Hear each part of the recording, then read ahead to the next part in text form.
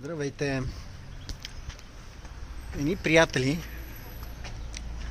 преди няколко дена ми казаха, че винаги съм бил малко луд, но сега вече в последно време тотално съм бил полудял и това ме вдъхнови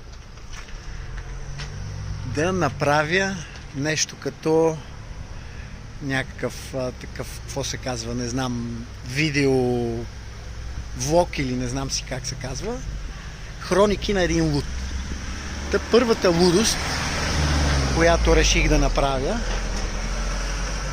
е да се опитам да си монтирам соларния панел на буса без да дупча, не ми се дупчеше, и реших да си купя магнити за LED бар и ето как изглежда всичко.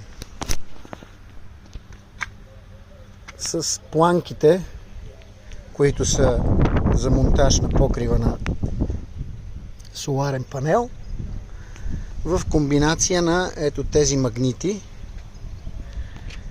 които са за LED бар. Това ми е по принцип сетъпа в момента и може би ще остана с такъв сетъп, защото да си го уместя ръчно, защото това дава оптимален ъгъл на соларния панел, така или иначе, към слънцето, защото там трябва да бъде точно 90 градуса спрямо слънчевите лъчи. Но така или иначе искам да пробвам дали ще излети, като го сложа на покрива, защото имам два такива панела, други още не съм го монтирал. И очаквайте продължение.